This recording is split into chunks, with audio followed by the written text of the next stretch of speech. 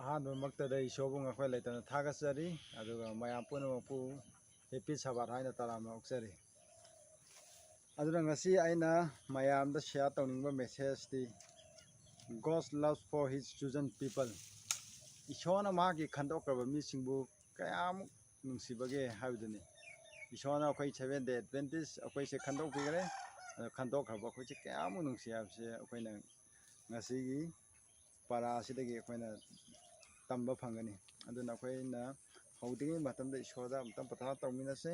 ꯑꯗꯨꯒ ꯏꯁꯣꯔꯒꯤ ꯋꯥꯍꯩꯁꯤꯡ ꯑꯁꯤ ꯑꯩꯈꯣꯏꯅ ꯏꯟꯅꯃꯤꯟꯅꯁꯤ ꯃꯇꯤꯡ ꯃꯉꯥꯜ ꯆꯥꯎꯔꯕ ꯋꯥꯡ ꯊꯣꯏꯔꯕ ꯁꯦꯡ ꯊꯣꯏꯔꯕ ꯏꯄꯥ ꯏꯆꯥ ꯊꯥꯒꯠꯆꯔꯤ ꯏꯄꯥ ꯅꯪꯅ ꯉꯁꯤꯒꯤ ꯁꯦꯡꯂꯕ ꯁꯕꯥꯟ ꯅꯨꯃꯤꯠ ꯑꯁꯤ ꯄꯤꯅꯕꯤꯕꯅꯤ ꯑꯗꯨꯒ ꯅꯆꯥ ꯑꯩꯈꯣꯏꯅ ꯍꯧꯖꯤꯛ ꯅꯩꯅꯒꯗꯕ ꯏꯄꯥ ꯅꯪꯅ ꯑꯩꯈꯣꯏꯕꯨ ꯀꯌꯥꯃꯨꯛ ꯅꯨꯡꯁꯤ ꯍꯥꯏꯕ ꯃꯦꯁꯦꯖ ꯑꯁꯤ ꯑꯩꯈꯣꯏ ꯅꯪꯒꯤ ꯕꯥꯏꯕꯜꯗꯒꯤ ꯅꯩꯅꯖꯒꯗꯧꯔꯤ ꯃꯇꯝ ꯑꯁꯤꯗ ꯏꯄꯥ ꯅꯪꯒꯤ ꯊꯋꯥꯏꯅ ꯑꯩꯕꯨ ꯂꯣꯏꯅꯕꯤꯌꯨ ꯑꯗꯨꯒ ꯑꯩꯅ ꯉꯥꯡꯒꯗꯕ ꯈꯨꯗꯤꯡꯃꯛ ꯅꯪꯒꯤ ꯑꯅꯤꯡꯕ ꯑꯣꯏꯍꯟꯕꯤꯌꯨ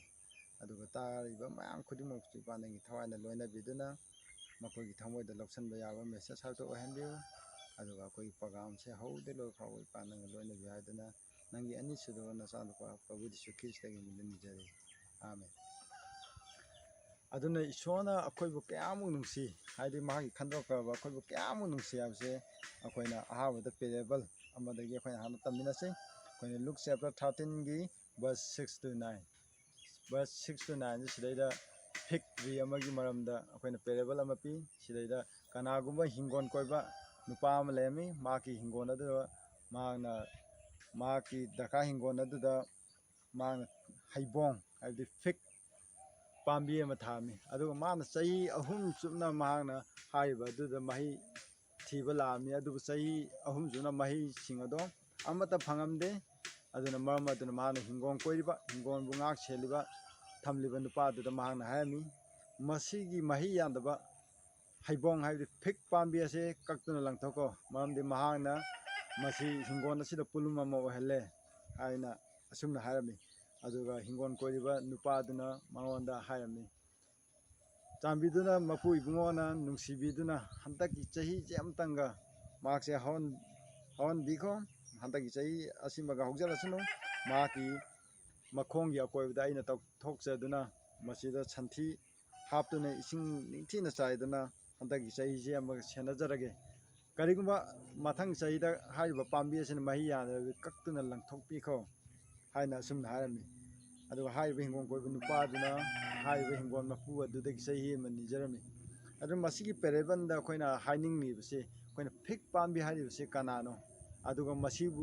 ꯃꯁꯤꯒꯤ ꯃꯄꯨ ꯑꯁꯤꯕꯨꯅ ꯀꯅꯥꯕꯨꯅꯣ ꯃꯁꯤꯕꯨ ꯌꯦꯡꯁꯤꯜꯂꯤꯕ ꯅꯨꯄꯥ ꯑꯁꯤꯅ ꯀꯅꯥꯕꯨꯅꯣ ꯍꯥꯏꯕꯗꯨ ꯑꯩꯈꯣꯏꯅ ꯈꯪꯃꯤꯟꯅꯁꯤ ꯑꯩꯈꯣꯏꯅ ꯃꯄꯨ ꯍꯥꯏꯔꯤꯕ ꯍꯤꯡꯒꯣꯜ ꯃꯄꯨ ꯑꯗꯨꯅ ꯑꯩꯈꯣꯏꯒꯤ ꯏꯄꯥ ꯏꯁꯣꯔꯕꯨꯅꯤ ꯃꯗꯨꯕꯨ ꯉꯥꯛ ꯁꯦꯜꯂꯤꯕ ꯌꯦꯡꯁꯤꯜꯂꯤꯕ ꯍꯩꯕꯣꯡ ꯄꯥꯝꯕꯤ ꯑꯗꯨꯕꯨ ꯌꯦꯡꯁꯤꯜꯂꯤꯕ ꯅꯨꯄꯥ ꯑꯗꯨꯕꯨ ꯌꯤꯁꯨ ꯈ꯭ꯔꯤꯁꯅ ꯃꯁꯥꯃꯛꯅꯤ ꯑꯗꯨꯒ ꯍꯥꯏꯔꯤꯕ ꯐꯤꯛ ꯇ꯭ꯔꯤ ꯍꯩꯕꯣꯡ ꯄꯥꯝꯕꯤ ꯍꯥꯏꯔꯤꯕꯗꯨꯅ ꯑꯇꯩ ꯀꯅꯥꯁꯨ ꯅꯠꯇꯦ ꯏꯁꯣꯔꯅ ꯈꯟꯗꯣꯛꯄꯤꯈ꯭ꯔꯕ ꯑꯩꯈꯣꯏꯒꯤ ꯔꯦꯝꯅꯥꯟ ꯄꯤꯄꯜ ꯏꯁꯣꯔꯒꯤ ꯌꯥꯊꯪꯕꯨ ꯉꯥꯛꯂꯤꯕ ꯑꯩꯈꯣꯏꯒꯤ 7 ꯗꯦ ꯑꯦꯗꯚꯦꯟꯇꯤꯁ ꯑꯗꯨꯕꯨꯅꯤ ꯏꯁꯣꯔꯅ ꯑꯩꯈꯣꯏꯒꯤ 7 ꯗꯦ ꯑꯦꯗꯚꯦꯟꯇꯤꯁꯁꯦ ꯈꯟꯗꯣꯛꯈꯤꯕ ꯃꯇꯝꯗꯒꯤ ꯑꯁꯨꯛꯀꯤ ꯃꯇꯤꯛ ꯃꯍꯥꯛꯅ ꯑꯩꯈꯣꯏꯗ ꯌꯦꯡꯁꯤꯜꯂꯝꯃꯤ ꯀꯔꯝꯕ ꯃꯇꯝꯗ ꯑꯩꯈꯣꯏꯁꯦ ꯃꯍꯩ ꯌꯥꯟꯒꯗꯒꯦ ꯃꯍꯩꯁꯤꯡ ꯑꯗꯣ ꯌꯥꯜꯂꯝꯃꯅꯤ ꯍꯥꯏꯗꯨꯅ ꯍꯦꯛꯑꯒꯦ ꯍꯥꯏꯗꯨꯅ ꯏꯁꯣꯔꯅ ꯈꯜꯂꯝꯃꯤ ꯑꯗꯨꯕꯨ ꯃꯈꯣꯏꯅ ꯃꯍꯩꯁꯤꯡ ꯑꯗꯣ ꯑꯃꯠꯇ ꯌꯥꯟꯕ ꯎꯔꯝꯗꯦ ꯃꯔꯝ ꯑꯗꯨꯅ ꯏꯄꯥ ꯏꯁꯣꯔꯅ ꯍꯥꯏꯔꯝꯃꯤ ꯃꯍꯥꯛꯀꯤ ꯃꯆꯥꯉꯣꯟꯗ ꯃꯁꯤ ꯀꯛꯇꯨꯅ ꯂꯪꯊꯣꯛꯈ꯭ꯔꯣ ꯑꯗꯨꯒꯤ ꯃꯍꯨꯠꯇ ꯑꯇꯣꯞꯄ ꯆꯔꯆ ꯑꯃ ꯑꯣꯏꯅ ꯑꯩꯈꯣꯏꯅ ꯈꯜꯂꯁꯤ ꯑꯩꯕꯨ ꯍꯥꯏꯕ ꯏꯟꯒꯗꯕ ꯃꯍꯥꯛꯀꯤ ꯌꯥꯊꯪ ꯉꯥꯛꯀꯗꯕ ꯑꯗꯨꯒ ꯃꯤ ꯑꯣꯏꯅ ꯈꯜꯂꯁꯤ ꯍꯥꯏꯅ ꯃꯍꯥꯛꯅ ꯍꯥꯏꯔꯝꯃꯤ ꯑꯗꯨꯒꯤ ꯃꯇꯝꯗ ꯌꯤꯁꯨ ꯈ꯭ꯔꯤꯁꯇꯅ ꯍꯥꯏꯕꯅꯤ ꯑꯩꯅ ꯈꯟꯗꯣꯛꯈ꯭ꯔꯕ ꯑꯩꯒꯤ ꯔꯦꯝꯅꯥꯟ ꯄꯤꯄꯜ ꯑꯦꯗꯚꯦꯟꯇꯤꯁ ꯍꯥꯏꯔꯤꯕ ꯃꯤ ꯑꯁꯤꯒꯤꯗꯃꯛꯇ ꯑꯩꯅ ꯇꯥꯕꯤꯈꯤꯕꯅꯤ ꯀ꯭ꯔꯣꯁꯇ ꯃꯈꯣꯏ ꯑꯁꯦ ꯑꯩꯒꯤ ꯏꯅ ꯂꯩꯕꯤꯈ꯭ꯔꯕꯅꯤ ꯃꯔꯝ ꯑꯗꯨꯅ ꯃꯈꯣꯏꯕꯨ ꯆꯍꯤ ꯑꯃꯇꯪꯒ ꯄꯤꯅꯕꯤꯌꯨ ꯍꯥꯏꯗꯨꯅ ꯃꯍꯥꯛꯅ ꯏꯄꯥ ꯏꯁꯣꯔꯒꯤ ꯃꯃꯥꯡꯗ ꯍꯧꯖꯤꯛ ꯃꯍꯥꯛꯅ ꯍꯥꯏꯖꯔꯤ ꯍꯧꯖꯤꯛ ꯑꯩꯈꯣꯏꯅ ꯁꯔꯒꯗ ꯑꯩꯈꯣꯏꯅ ꯗꯦꯌꯔ ꯑꯦꯟꯇꯣꯃꯦꯟ ꯍꯥꯏꯕꯗꯤ ꯏꯟꯚꯦꯁꯇꯤꯒꯦꯇꯤꯞ ꯖꯁꯃꯦꯟ ꯑꯗꯨ ꯑꯩꯈꯣꯏꯅ ꯆꯠꯊꯗꯨꯅ ꯂꯩ ꯌꯤꯁꯨ ꯈ꯭ꯔꯤꯁꯇꯅ ꯀꯥꯏꯗꯒꯤ ꯁꯦꯡꯕ ꯃꯐꯝꯗ ꯃꯍꯥꯛꯀꯤ ꯏꯅ ꯑꯩꯈꯣꯏꯒꯤ ꯄꯥꯞ ꯆꯥꯝꯊꯣꯛꯄꯒꯤ ꯊꯕꯛ ꯇꯧꯔꯤ ꯑꯗꯨꯅ ꯃꯇꯝ ꯑꯁꯤ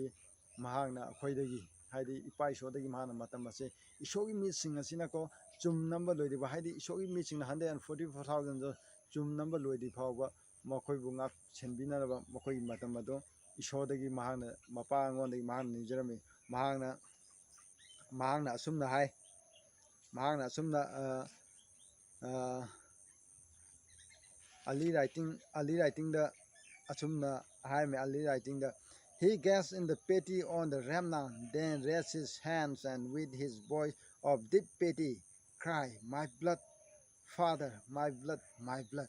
Mana mapangona hajarmi nungsibaga loina mana nungsiba amagi miyangda mahana akhoi khandokraba mi sigidamde paisho aigi ina makhoi pap ase lei chamthokpi khrabni makhoi ase aigi ina lei khrabni aduna matam khara ngaibiko pa matam makhoi provision loisan lohan bikheinu makhoi matam changjabagi matam do khara sangthapiko haina sunna harmi aduna akhoi se Disu Krista gi ani suba khoi nga kwa chuki mati koire akhoina iban ai isama Krista no ko sahi kun sure akhoina advantage or kwa asiki matam akhoina Disu Krista gi ani suba lani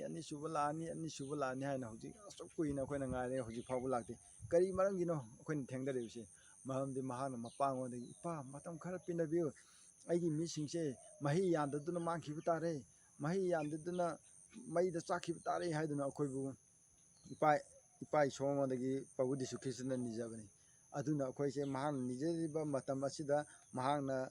piriba matam asida koi puning honduna mahi yanba koi victory habdo koina oisi sidaida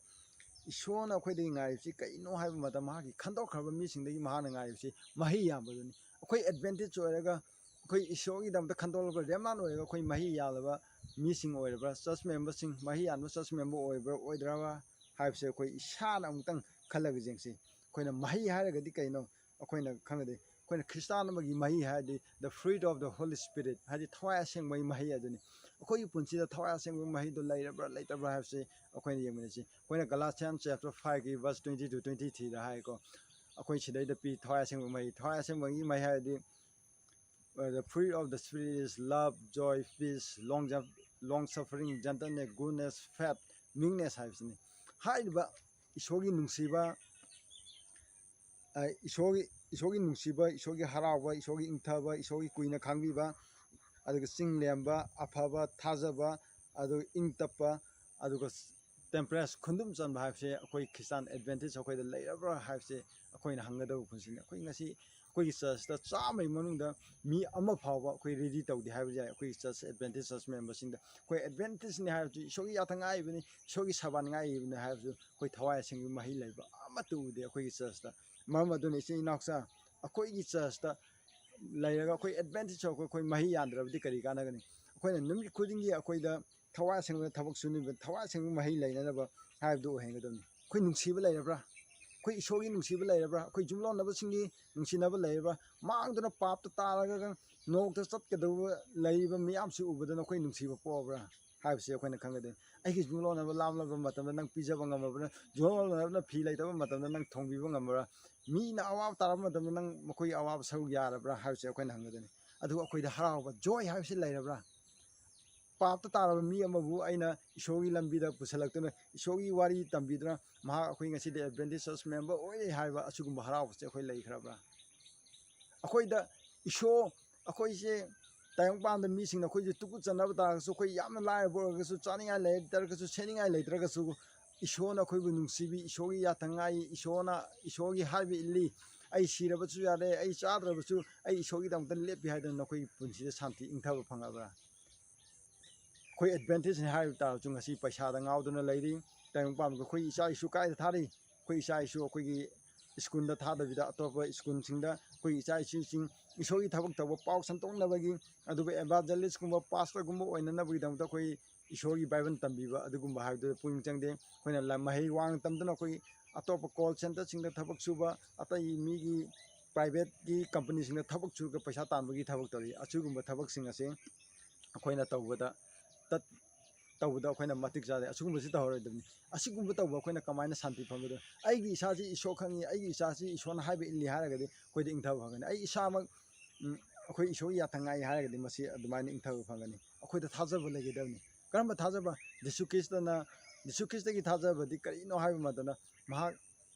ipa isona loina biragadi mahak pap tawdani hingba ngami khoi pap yaudana hingba ngami haiju Disu Krista gi thajabni akhoi chu Disu Krista loina biragadi khoi advantage ama moina khoi pap yaudana isogi yatanga ko ngami haise akhoina masi legedabni khoida chinglemba mibu mikau miram haiba mibu nungsiba haiba mi ingoda thawjan haiba asugumba sing legedani adugo khoi temperance haidi ꯑꯩꯈꯣꯏꯅ ꯆꯥꯕꯗ ꯊꯛꯄꯗ ꯋꯥꯉꯥꯡꯗ ꯁꯉꯥꯡꯗ ꯃꯁꯤ ꯐꯠꯇꯦ ꯃꯁꯤ ꯐꯩ ꯍꯥꯏꯕ ꯈꯨꯗꯤꯡꯃꯛꯁꯤꯡ ꯑꯁꯦ ꯐꯠꯇꯕꯁꯤꯡ ꯑꯗꯨ ꯊꯥꯗꯣꯛꯄ ꯑꯐꯕꯁꯤꯡ ꯑꯗꯨ ꯇꯧꯕ ꯉꯝꯕ ꯑꯗꯨꯒꯨꯝꯕꯒꯤ ꯍꯥꯏꯕꯁꯦ ꯑꯣꯏꯒꯗꯅꯤ ꯃꯤꯅ ꯆꯥꯅꯕ ꯆꯤꯟꯖꯥꯛꯇꯣ ꯑꯩꯈꯣꯏꯅ ꯆꯥꯔꯒꯗꯤ ꯑꯩꯈꯣꯏ ꯑꯦꯗꯚꯦꯟꯇꯦꯖ ꯑꯣꯏꯕ ꯌꯥꯗꯦ ꯑꯗꯨꯒꯤꯗꯃꯛꯇ ꯏꯁꯣꯔ ꯑꯗꯨꯒꯤ ꯃꯔꯝꯅꯀꯣ ꯏꯁꯣꯔꯅ ꯑꯩꯈꯣꯏꯕꯨꯀꯣ ꯈꯟꯗꯣꯛꯄꯤꯕꯁꯤ ꯀꯔꯤꯒꯤꯅꯣ ꯍꯥꯏꯕ ꯃꯇꯝꯗ ꯑꯩꯈꯣꯏꯒꯤ ꯃꯌꯥꯝꯗꯒꯤ ꯑꯩꯈꯣꯏꯁꯦ ꯇꯣꯞ ꯇꯣꯞꯄꯤ ꯍꯥꯏꯕꯒꯤꯗꯃꯛꯇ ꯏꯁꯣꯔꯅ ꯑꯩꯈꯣꯏꯕꯨ ꯈꯟꯗꯣꯛꯄꯤꯕꯅꯤ ꯑꯗꯨꯒ ꯏꯁꯣꯔꯅ ꯑꯩꯈꯣꯏꯁꯦꯀꯣ ꯍꯧꯖꯤꯛꯀꯤ ꯃꯇꯝ ꯑꯁꯤꯗ ꯏꯁꯣꯔꯅ ꯑꯩꯈꯣꯏꯒꯤ ꯀꯔꯤꯒꯤꯗꯃꯛꯇ ꯑꯦꯗꯚꯦꯟꯇꯦꯖ ꯑꯁꯤꯕꯨ ꯑꯩꯈꯣꯏ ꯔꯦꯝꯅꯥꯟ ꯄꯤꯄꯜ ꯑꯣꯏꯅ ꯀꯔꯤꯒꯤꯗꯃꯛꯇ ꯈꯜꯂꯤꯅꯣ ꯍꯥꯏꯕ ꯃꯇꯝꯗ ꯁꯤꯗꯩꯗ ꯑꯁꯨꯝꯅ ꯍꯥꯏ ꯑꯦꯚꯥꯟꯖꯦꯂꯤꯖꯝ ꯄꯦꯖ 119ꯒꯤ ꯄꯦꯔꯥꯒ꯭ꯔꯥꯐ 3ꯗ ꯑꯁꯨꯝꯅ ꯍꯥꯏ and a special sense Seventh-day Adventists have been set in the world as watchmen and light bearer ꯍꯥꯏꯀꯣ ꯏꯁꯣꯔꯅ ꯑꯩꯈꯣꯏꯁꯦꯀꯣ watchman ꯍꯥꯏꯗꯤ ꯃꯤꯕꯨ ꯉꯥꯛ ꯁꯦꯜꯂꯤꯕ ꯃꯤꯕꯨ ꯌꯦꯡꯁꯤꯟꯅꯅꯕ ꯑꯣꯏꯅ ꯏꯁꯣꯔꯅ ꯑꯩꯈꯣꯏꯕꯨ ꯈꯟꯗꯣꯛꯄꯤꯕꯅꯤ ꯑꯗꯨꯒ ꯂꯥꯏꯠ ꯕꯤꯌꯥꯔ ꯃꯉꯥꯟ ꯄꯨꯕ ꯑꯩꯈꯣꯏꯅ ꯑꯃꯝꯕꯗ ꯂꯩꯕ ꯃꯤꯁꯤꯡꯕꯨꯀꯣ ꯑꯉꯥꯟꯕꯗ ꯄꯨꯅꯅ ꯑꯃꯝꯕ ꯃꯤꯁꯤꯡꯗ ꯑꯩꯈꯣꯏꯅ ꯃꯩꯒꯤ ꯀꯦꯟꯗꯜ ꯊꯥꯡꯒꯠꯂꯒ ꯇꯣꯔꯆ ꯊꯥꯡꯒꯠꯂꯒꯀꯣ ꯑꯩꯈꯣꯏ ꯁꯤꯗ ꯑꯉꯥꯟꯕ ꯂꯩꯖꯔꯦ ꯁꯤꯗ ꯂꯥꯛꯎ ꯍꯥꯏꯅ ꯑꯩꯈꯣꯏꯁꯦ ꯃꯉꯥꯟ ꯄꯨꯕ ꯃꯤ ꯑꯣꯏꯒꯗꯕꯅꯤ ꯑꯗꯨꯒꯨꯝꯕ ꯃꯤꯁꯛ ꯑꯣꯏꯒꯦ ꯍꯥꯏꯔꯕꯗꯤ ꯑꯩꯈꯣꯏ ꯀꯔꯝꯕ ꯑꯣꯏꯒꯅꯤ ꯍꯥꯏꯕꯁꯦ ꯑꯩꯈꯣꯏꯒꯤ ꯋꯥꯉꯥꯡꯗ ꯁꯉꯥꯡꯗ ꯆꯥꯕꯗ ꯊꯛꯄꯗ ꯁꯦꯠꯄꯗ ꯈꯨꯗꯤꯡꯃꯛꯇ ꯑꯩꯈꯣꯏꯁꯦ ꯃꯄꯨꯡ ꯐꯥꯒꯗꯕꯅꯤ ꯑꯩꯈꯣꯏꯅ ꯃꯄꯨꯡ ꯐꯥꯕ ꯑꯣꯏꯕ ꯃꯇꯝꯗ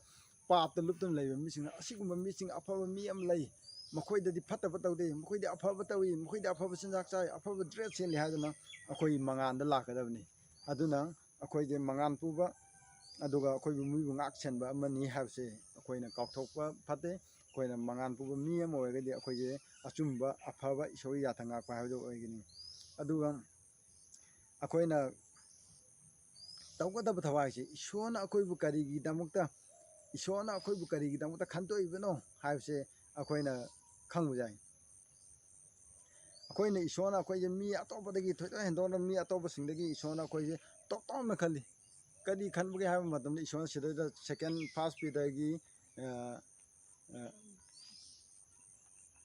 ꯐꯥꯔꯁ ꯄꯤꯇꯔ 2:9 ꯏꯁꯣꯔꯅ ꯍꯥꯏ ꯑꯁꯨꯝꯅ ꯑꯩꯈꯣꯏ ꯃꯌꯥꯝ ꯕꯥꯏꯕꯜ ꯑꯃꯨꯛꯇꯪ ꯄꯥꯃꯤꯟꯅꯁꯦ ꯑꯩꯈꯣꯏꯅ ꯐꯥꯔꯁ ꯄꯤꯇꯔ 2:9 ꯑꯁꯨꯝꯅ ꯍꯥꯏ But ye are chosen generation, a royal priesthood, and holy nation, a peculiar people, that ye should shew for the praises of him who hath called you out of darkness into his marvelous light. ꯏꯁꯣꯔꯅ ꯑꯩꯈꯣꯏꯁꯦꯀꯣ ꯈꯟꯕꯁꯦ ꯑꯩꯈꯣꯏꯁꯦ ꯆꯨꯖꯟ generation ꯑꯃ ꯈꯟꯗꯣꯛꯂꯕ ꯖꯥꯇꯤ ꯑꯃ ꯑꯣꯏꯅ ꯏꯁꯣꯔꯅ ꯑꯩꯈꯣꯏꯕꯨ ꯈꯟꯗꯣꯛꯄꯤ ꯑꯗꯨꯒ ꯑꯦ ꯔꯣꯌꯦꯜ ꯄ꯭ꯔꯤꯁꯍꯨꯗ ꯏꯁꯣꯔꯒꯤꯀꯣ ꯅꯤꯡꯊꯧꯒꯤ ꯏꯁꯣꯔꯒꯤ ꯄꯨꯔꯣꯍꯤꯠ ꯑꯃ ꯑꯣꯏꯅ ꯑꯩꯈꯣꯏꯁꯦ ꯈꯟꯕꯒꯤ ꯑꯦꯟ ꯍꯣꯂꯤ ꯅꯦꯁꯟ ꯑꯁꯦꯡꯕ ꯖꯥꯇꯤ ꯑꯃ ꯑꯣꯏꯅ ꯈꯟꯕꯒꯤ ꯑꯦ ꯄꯤꯀꯨꯂꯔ ꯄꯤꯄꯜ ꯍꯥꯏꯗꯤ ꯇꯣꯞ ꯇꯣꯞꯄ ꯃꯌꯥꯝꯗꯒꯤ ꯇꯣꯞ ꯇꯣꯞꯄ ꯃꯤ ꯑꯃ ꯑꯣꯏꯅ ꯈꯜꯂꯤ ꯑꯩꯈꯣꯏ ꯀꯔꯤꯒꯤꯗꯃꯛꯇ ꯑꯩꯈꯣꯏ ꯑꯦꯗꯚꯦꯟꯇꯦꯖ ꯑꯩꯈꯣꯏꯕꯨ ꯍꯣꯂꯤ ꯅꯦꯁꯟ ꯍꯥꯏꯅ ꯀꯧꯔꯤꯕꯅꯣ ꯍꯥꯏꯕ ꯃꯇꯝꯗ ꯏꯁꯣꯔꯒꯤ ꯑꯁꯦꯡꯕ 7 ꯁꯕꯥꯠ ꯉꯥꯛꯄꯒꯤ ꯃꯔꯝꯅ ꯑꯩꯈꯣꯏꯕꯨ ꯑꯁꯦꯡꯕ ꯍꯣꯂꯤ ꯅꯦꯁꯟ ꯀꯧꯕꯅꯤ ꯑꯩꯈꯣꯏꯗꯤ ꯏꯁꯣꯔꯅ ꯆꯥꯒꯅꯨ ꯍꯥꯏꯕ ꯆꯤꯟꯖꯥꯛꯁꯤꯡ ꯑꯗꯣ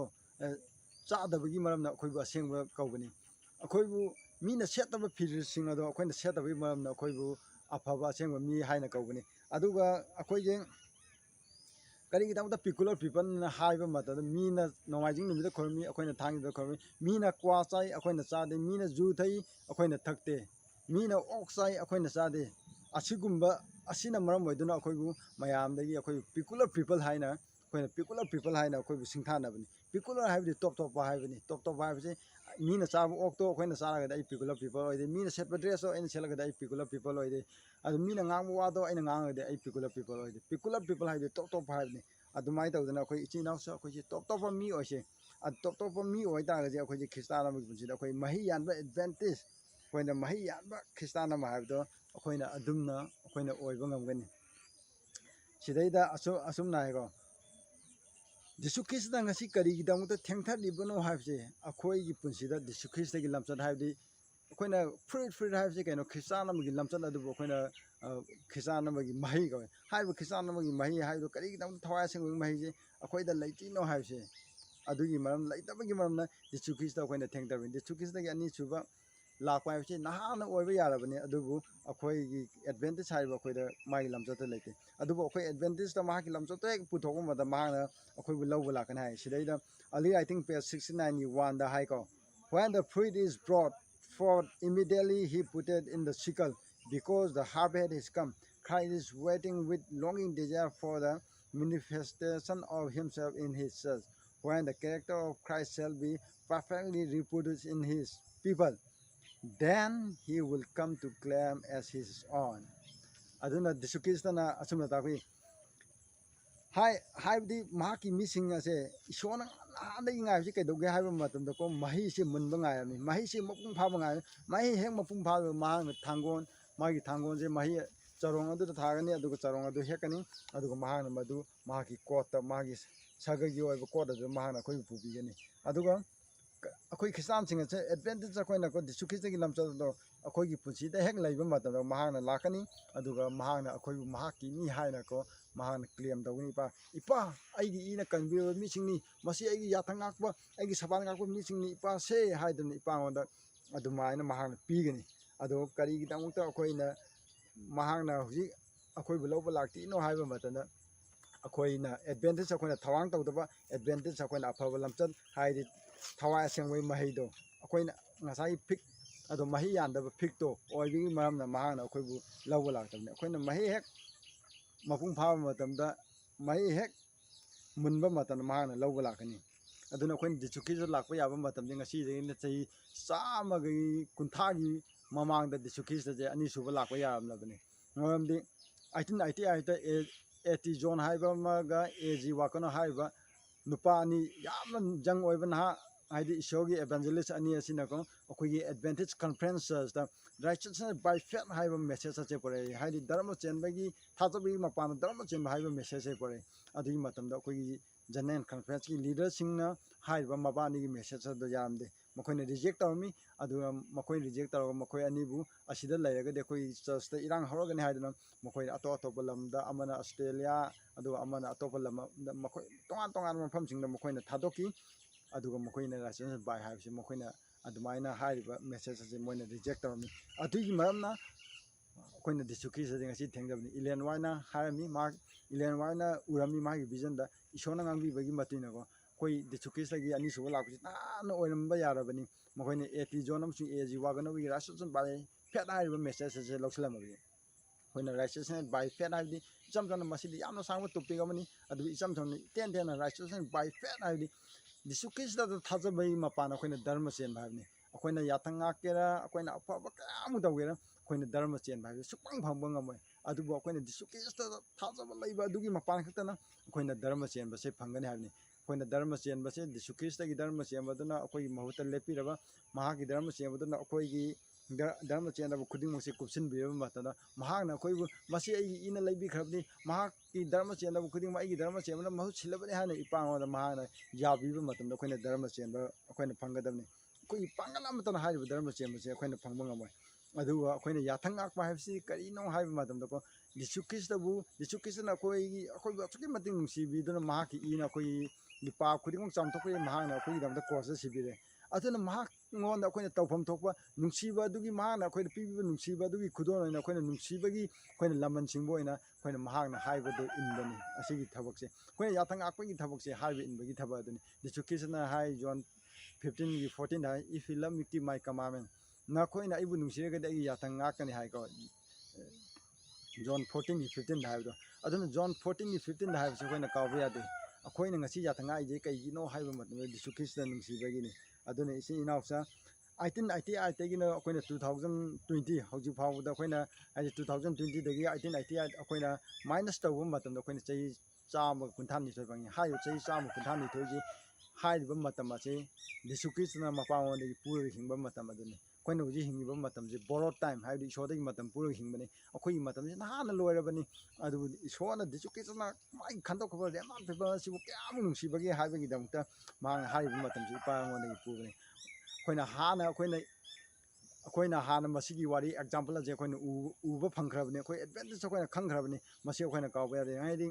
इजेल मचा सिंग इजिप्टगी थोरकबा मतमदा सही मखोइना कानान फाव चंगदबा मतम सुंदगी निमुनि फुनी दा चंगदबनी अदुगु मखोइना मोसेसना मखोइ दि मोइ स्पाई तरागा निथोय खंतोय तरा निथोय दगी अदुगु मखोइ तरा निथोयबु कानान जे येंगु थाबनी कानान जे मखोइना येंगु हरे हला कांदा जसुआ कलेगना हालि मफन तसंग म खुइगा संग मस्तियामनी यामना फबल लमने it is a very good land हाइबनी अदु मसि अखोइना चंगसी इशोना अखोइ लोइनारी अखोइना चंगावदि मदुदा अखोइना पोजेस तौगि याम नुंगाइनी हाइबनी अदुबु मखोइ तराबना मदुदी चंगबा ngमोय मरमदि मदुदा लैबा चिंगदो अनाग हाइदबा जाति हिंसाबा ngakतना ꯈꯨꯟꯗꯥꯕ ꯑꯗꯨꯒꯨꯝꯕ ꯂꯝꯅꯤ ꯑꯩꯈꯣꯏꯒꯤ ꯏꯆꯥꯁꯤꯡꯗꯤ ꯃꯈꯣꯏꯒꯤ ꯃꯆꯤꯟꯖꯥꯛ ꯑꯣꯏꯈꯤꯒꯅꯤ ꯑꯩꯈꯣꯏ ꯆꯪꯕ ꯉꯝꯃꯣꯏ ꯍꯥꯏꯅ ꯃꯈꯣꯏꯅ ꯑꯗꯨꯒꯨꯝꯕ ꯍꯥꯏꯗꯤ ꯏꯕꯤꯜ ꯔꯤꯄꯣꯔꯠ ꯐꯠꯇꯕ ꯔꯤꯄꯣꯔꯠ ꯑꯗꯨ ꯄꯨꯔꯝꯃꯤ ꯑꯗꯨꯒ ꯃꯈꯣꯏꯅ ꯀꯧꯔꯝꯃꯤ ꯔꯦꯠꯁꯤ ꯀꯃꯥꯏꯅ ꯂꯥꯛꯈꯤꯒꯦ ꯍꯥꯏꯕ ꯃꯈꯣꯏꯅ ꯅꯨꯡꯊꯤꯟꯒꯤ ꯃꯇꯝꯗ ꯀꯃꯥꯏꯅ ꯂꯥꯛꯈꯤ ꯅꯨꯃꯤꯗꯥꯡꯒꯤ ꯃꯇꯝꯗ ꯏꯁꯣꯔꯅ ꯃꯩꯒꯤ ꯄꯤꯂꯔ ꯑꯣꯏꯅ ꯂꯥꯛꯏ ꯅꯨꯡꯊꯤꯟꯒꯤ ꯃꯇꯝꯗ ꯄꯤꯂꯔ ꯑꯣꯐ ꯀꯥꯎꯅ ꯃꯈꯣꯏꯕꯨꯀꯣ ꯃꯣꯏꯅ ꯂꯝꯃꯥꯡꯗ ꯆꯠꯄ ꯃꯇꯝꯗ ꯑꯋꯥꯕ ꯑꯃꯝꯕ ꯑꯗꯨꯝꯕ ꯑꯃꯠꯇꯅ ꯂꯩꯇꯅ ꯂꯥꯛꯈꯤꯕ ꯈꯨꯗꯤꯡꯃꯛꯁꯤꯡꯗ ꯀꯥꯎꯊꯣꯛꯏ ꯑꯗꯨ ꯆꯨꯝꯅꯒꯤ ꯅꯨꯃꯤꯠ 90ꯈꯛ ꯆꯠꯂꯒ ꯌꯧꯔꯕ ꯀꯅꯥꯅꯗꯣ ꯃꯈꯣꯏꯅ ꯆꯪꯕ ꯉꯝꯃꯣꯏ ꯍꯤꯡꯆꯥꯕꯒꯤ ꯃꯆꯤꯟꯖꯥꯛ ꯑꯣꯏꯒꯅꯤ ꯍꯥꯏꯕ ꯇꯧꯕ ꯃꯇꯝꯗ ꯏꯁꯣꯔꯅ ꯃꯈꯣꯏꯕꯨ ꯀ꯭ꯔꯁ ꯄꯤꯔꯝꯃꯤ ꯍꯥꯏꯗꯤ ꯅꯈꯣꯏꯅ ꯅꯨꯃꯤꯠ 90ꯅꯤ ꯆꯠꯀꯗꯕ ꯅꯨꯃꯤꯠ ꯑꯁꯦ ꯆꯍꯤ 90 ꯆꯨꯞꯄ ꯅꯈꯣꯏ ꯂꯝꯃꯥꯡꯗ ꯀꯉꯥꯎꯅꯗꯨꯅ ꯂꯩꯒꯅꯤ ꯑꯗꯨꯒ ꯅꯈꯣꯏ ꯂꯝꯃꯥꯡꯗ ꯂꯣꯏꯅꯃꯛ ꯁꯤꯒꯅꯤ ꯍꯥꯏ ꯑꯗꯨꯒ ꯅꯈꯣꯏꯒꯤ ꯑꯉꯥꯡꯁꯤꯡ ꯃꯈꯣꯏꯒꯤ ꯆꯤꯟꯖꯥꯛ ꯑꯣꯏꯔꯅꯤ ꯍꯥꯏꯅ ꯈꯜꯂꯤꯕ ꯅꯈꯣꯏꯒꯤ ꯅꯆꯥꯁꯤꯡ ꯑꯁꯤ ꯈꯛꯇꯅ ꯀꯅꯥꯟꯗ ꯆꯪꯕ ꯐꯪꯒꯅꯤ ꯑꯗꯨꯒꯤ ꯃꯇꯝꯗ ꯖꯁꯨꯋꯥ ꯑꯣꯟꯂꯤ ꯖꯁꯨꯋꯥ ꯑꯦꯟ ꯀꯥꯂꯦꯕ ꯈꯛꯇ ꯀꯅꯥꯟꯗ ꯆꯪꯕ ꯐꯪꯉꯤ ꯑꯗꯨꯃꯥꯏꯅ ꯇꯧꯗꯅ ꯑꯩꯈꯣꯏꯁꯨ ꯙꯔꯃ ꯆꯦꯟꯕꯒꯤ ꯃꯄꯥꯟꯗ ꯑꯩꯈꯣꯏ ꯏꯁꯣꯔꯒꯤ ꯅꯤꯡꯊꯧ ꯂꯩꯕꯥꯛ ꯆꯪꯒꯗꯕꯅꯤ ꯍꯥꯏꯕ ꯃꯇꯝꯗ ꯑꯩꯈꯣꯏꯒꯤ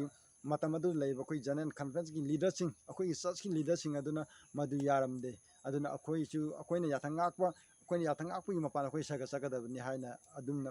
ꯃꯈꯣꯏꯒꯤ ꯄꯨꯛꯅꯤꯡꯗ ꯈꯟꯕ ꯑꯗꯨꯅ ꯃꯔꯝ ꯑꯣꯏꯗꯨꯅ ꯃꯈꯣꯏꯅ ꯔꯥꯏꯆꯁ ꯕꯥꯏ ꯐꯦꯠ ꯍꯥꯏꯕ ꯃꯦꯁꯦꯖꯇꯨ ꯔꯤꯖꯦꯛ ꯇꯧꯔꯝꯃꯤ ꯑꯗꯨꯗꯒꯤ ꯉꯁꯤ ꯊꯤꯡꯊꯗꯨꯅ ꯂꯩꯔꯕꯅꯤ ꯑꯗꯨꯕꯨ ꯍꯧꯖꯤꯛ ꯑꯩꯈꯣꯏꯅ ꯊꯤꯟꯊꯔꯕꯁꯨ ꯌꯥꯝꯅ ꯑꯊꯨꯕ ꯃꯇꯝꯗ ꯑꯩꯈꯣꯏ ꯗꯤꯁꯨ ꯈ꯭ꯔꯤꯁꯇ ꯂꯥꯛꯑꯒꯅꯤ ꯍꯥꯏꯗꯤ ꯃꯇꯝ ꯑꯁꯤ ꯂꯣꯏꯔꯦ ꯃꯔꯝꯗꯤ ꯑꯩꯈꯣꯏꯅ ꯊꯧꯔꯥꯡ ꯇꯧꯗ꯭ꯔꯒꯁꯨ ꯏꯁꯣꯔꯅ ꯑꯇꯣꯞꯄ ꯃꯤꯟꯁ ꯑꯃ ꯁꯤꯖꯤꯟꯅꯔꯒ ꯏꯁꯣꯔꯒꯤ ꯑꯔꯣꯏꯕꯒꯤ ꯄꯥꯎ ꯑꯁꯦ ꯑꯩꯈꯣꯏꯅ ꯁꯟꯗꯣꯛꯂꯒꯅꯤ ꯑꯗꯨꯒ ꯑꯔꯣꯏꯕꯒꯤ ꯄꯥꯎ ꯑꯁꯦ ꯁꯟꯗꯣꯛꯄ ꯂꯣꯏꯔꯕ ꯃꯇꯨꯡꯗ ꯗꯤꯁꯨ ꯈ꯭ꯔꯤꯁꯇ ꯊꯨꯅ ꯂꯥꯛꯑꯅꯤ ꯍꯥꯏꯕꯁꯤꯅꯤ ꯏꯆꯤꯟ ꯏꯅꯥꯎꯆꯥ ꯏꯁꯣꯔꯅ ꯑꯩꯈꯣꯏꯕꯨ ꯅꯨꯡꯁꯤꯕꯤꯕ ꯈꯟꯗꯣꯛꯄꯤꯕ ꯑꯗꯨꯗ ꯑꯩꯈꯣꯏꯅ ꯄꯨꯛꯅꯤꯡ ꯆꯪꯗꯨꯅ ꯃꯍꯥꯛꯅ ꯍꯧꯖꯤꯛ ꯁꯦꯡꯆꯨꯔꯤꯗ ꯍꯥꯏꯖꯔꯤꯉꯩ ꯃꯇꯝ ꯑꯁꯤꯗ ꯑꯩꯈꯣꯏꯅ ꯄꯨꯛꯅꯤꯡ ꯆꯪꯗꯨꯅ ꯄꯨꯛꯅꯤꯡ ꯍꯣꯡꯁꯤ ꯑꯩꯈꯣꯏ ꯃꯍꯤ ꯌꯥꯟꯖꯁꯤ ꯅꯨꯃꯤꯠ ꯈꯨꯗꯤꯡꯒꯤ ꯑꯌꯨꯛ ꯍꯧꯒꯠꯄꯗ ꯖꯤꯁꯨ ꯈ꯭ꯔꯤꯁꯇꯒꯤ ꯃꯤꯡꯗ ꯅꯤꯖꯁꯤ ꯊꯋꯥꯏ ꯑꯁꯦꯡꯕꯅ ꯑꯩꯈꯣꯏꯒꯤ ꯊꯃꯣꯏꯅꯨꯡꯗ ꯂꯩꯕꯤꯌꯨ ꯊꯋꯥꯏ ꯑꯁꯦꯡꯕꯅ ꯑꯩꯈꯣꯏꯗ ꯋꯥ ꯉꯥꯡꯕꯤꯌꯨ ꯊꯋꯥꯏ ꯑꯁꯦꯡꯕꯅ ꯊꯕꯛ ꯁꯨꯕꯤꯗꯨꯅ ꯅꯨꯃꯤꯠ ꯈꯨꯗꯤꯡꯒꯤ ꯊꯋꯥꯏ ꯑꯁꯦꯡꯕꯒꯤ ꯃꯍꯩꯗꯣ ꯑꯩꯈꯣꯏꯗ ꯌꯥꯜꯍꯟꯕꯤꯌꯨ ꯑꯗꯨꯒ ꯅꯪꯒꯤ ꯂꯣꯏꯁꯤꯟꯗ꯭ꯔꯕ ꯊꯕꯛ ꯅꯪꯒꯤ ꯑꯔꯣꯏꯕꯒꯤ ꯄꯥꯎ ꯍꯥꯏꯗꯤ ꯑꯔꯣꯏꯕꯒꯤ 300 ꯃꯦꯁꯦꯖ ꯃꯤꯄꯨꯝ ꯈꯨꯗꯤꯡꯃꯛꯇ ꯇꯥꯍꯟꯗꯨꯅ ꯑꯩꯈꯣꯏꯅ ꯑꯔꯣꯏꯕꯒꯤ ꯄꯥꯎꯁꯦ ꯄꯤꯗꯨꯅ ꯖꯤꯁꯨ ꯈ꯭ꯔꯤꯁꯇꯒꯤ ꯑꯅꯤꯁꯨꯕ ꯂꯥꯛꯄꯗꯣ ꯑꯩꯈꯣꯏꯅ ꯉꯥꯏꯁꯤ ꯑꯩꯈꯣꯏ ꯃꯍꯩ ꯌꯥꯟꯗꯕ ꯄꯥꯝꯕꯤ ꯑꯣꯏꯔꯒꯨꯝꯁꯤ ꯍꯧꯖꯤꯛ ꯖꯤꯁꯨ ꯈ꯭ꯔꯤꯁꯇꯅ ꯍꯥꯏꯖꯔꯤꯉꯩ ꯃꯇꯝ ꯂꯩꯔꯤꯉꯩ ꯃꯇꯝꯗ ꯑꯩꯈꯣꯏꯅ ꯑꯄꯨꯕ ꯃꯇꯝ ꯂꯩꯔꯤꯉꯩ ꯃꯇꯝꯗ ꯑꯩꯈꯣꯏ ꯄꯨꯛꯅꯤꯡ ꯍꯣꯡꯖꯍꯧꯔꯒ ꯃꯥꯒꯤ ꯅꯤꯡꯊꯧ ꯂꯩꯕꯥꯛꯀꯤꯗꯃꯛꯇ ꯊꯧꯔꯥꯡ ꯇꯧꯁꯤ ꯍꯥꯏꯁꯦ ꯍꯥꯏꯖꯔꯤ ꯑꯗꯨꯅ ꯇꯥꯕꯤꯔꯤꯕ ꯃꯌꯥꯝ ꯈꯨꯗꯤꯡꯃꯛ ꯏꯁꯣꯔꯅ ꯕꯣꯔ ꯄꯤꯕ ꯑꯣꯏꯁꯅꯨ ꯉꯁꯤ ꯍꯥꯏꯕ ꯅꯨꯃꯤꯠꯇꯒꯤꯗꯤ ꯃꯍꯩ ꯌꯥꯟꯗꯕ ꯍꯩꯕꯣꯡ ꯄꯥꯝꯕꯤ ꯑꯣꯏꯔꯒꯨꯝꯁꯤ ꯃꯍꯩ ꯌꯥꯟꯕ ꯍꯩꯕꯣꯡ ꯄꯥꯝꯕꯤ ꯑꯣꯏꯃꯤꯟꯅꯔꯁꯤ ꯍꯥꯏꯗꯨꯅ ꯍꯥꯏꯖꯔꯤ ꯇꯥꯕꯤꯔꯤꯕ ꯃꯌꯥꯝ ꯈꯨꯗꯤꯡꯃꯛ ꯏꯁꯣꯔꯅ ꯕꯣꯔ ꯄꯤꯕ ꯑꯣꯏꯁꯅꯨ ꯑꯗꯨꯅ ꯃꯌꯥꯝ ꯂꯣꯏꯁꯤꯟꯕꯒꯤ ꯑꯣꯏꯅ ꯑꯩꯈꯣꯏ ꯄ꯭ꯔꯊꯅꯥ ꯇꯧꯃꯤꯟꯅꯁꯤ ꯃꯌꯥꯝ ꯀꯣꯡ ꯅꯣꯟꯃꯤꯟꯅꯁꯤ ꯋꯥꯡꯊꯣꯔꯕ ꯃꯇꯤꯛ ꯃꯉꯥꯜ ꯆꯥꯎꯔꯕ ꯏꯄꯥ ꯏꯁꯣꯔ ꯊꯥꯒꯠꯆꯔꯤ ꯅꯪꯒꯤ ꯈꯟꯗꯣꯛꯈ꯭ꯔꯕ ꯑꯦꯗꯚꯦꯟꯇꯦꯖꯄꯨ ꯀꯌꯥꯃꯨꯛ ꯅꯪꯅ ꯅꯨꯡꯁꯤ ꯍꯥꯏꯕ ꯑꯗꯨꯒ ꯑꯩꯈꯣꯏ ꯑꯦꯗꯚꯦꯟꯇꯦꯖ ꯑꯩꯈꯣꯏꯅ ꯍꯧꯖꯤꯛ ꯃꯍꯩ ꯌꯥꯟꯗꯗꯨꯅ ꯂꯩꯔꯤ ꯑꯩꯈꯣꯏ ꯆꯥꯝꯃꯒꯤ ꯃꯅꯨꯡꯗ ꯑꯃ ꯐꯥꯎꯕ ꯑꯩꯈꯣꯏꯅ ꯁꯔꯒꯒꯤꯗꯃꯛꯇ ꯊꯧꯔꯥꯡ ꯇꯧꯗꯦ ꯑꯩꯈꯣꯏ ꯇꯥꯏꯕꯪꯄꯥꯟꯗ ꯂꯨꯞꯇꯨꯅ ꯂꯩꯔꯤ ꯇꯥꯏꯕꯪꯄꯥꯟꯒꯤ ꯁꯤꯟꯃꯥ ꯗꯔꯃꯥ ꯏꯁꯩ ꯅꯣꯡꯃꯥꯏ ꯇꯥꯏꯕꯪꯄꯥꯟꯒꯤ ꯆꯥꯕ ꯆꯤꯟꯖꯥꯛ ꯇꯥꯏꯕꯪꯄꯥꯟꯒꯤ ꯁꯦꯠꯄ ꯇꯥꯏꯕꯪꯄꯥꯟꯅ ꯇꯧꯕ ꯈꯨꯗꯤꯡꯃꯛ ꯑꯩꯈꯣꯏꯅ ꯇꯧꯗꯨꯅ ꯂꯩꯔꯤ ꯑꯗꯨꯅ ꯍꯥꯏꯔꯤꯕ ꯈꯨꯗꯤꯡꯃꯛꯁꯤꯡ ꯑꯁꯤ ꯊꯥꯗꯣꯛꯆꯗꯨꯅ ꯑꯩꯈꯣꯏꯅ ꯃꯍꯩ ꯌꯥꯟꯕ ꯎꯍꯩ ꯑꯣꯏꯔꯁꯤ ꯃꯍꯩ ꯌꯥꯟꯕ ꯑꯣꯏꯔꯕꯗꯤ ꯑꯩꯈꯣꯏꯅ ꯁꯔꯒꯗ ꯊꯨꯅ ꯑꯩꯈꯣꯏ ꯄꯨꯁꯤꯜꯂꯒꯅꯤ ꯖꯤꯁꯨ ꯈ꯭ꯔꯤꯁꯇꯅ ꯑꯗꯨꯅ ꯉꯁꯤ ꯍꯥꯏꯕ ꯅꯨꯃꯤꯠꯇꯒꯤꯗꯤ ꯃꯄꯨꯡ ꯐꯥꯕ ꯅꯪꯒꯤꯗꯃꯛꯇ ꯍꯥꯏꯕꯅꯤꯕ ꯑꯦꯗꯚꯦꯟꯁꯇꯤ ꯍꯥꯏꯕꯗꯣ ꯑꯩꯈꯣꯏ ꯃꯌꯥꯝ ꯄꯨꯟꯅ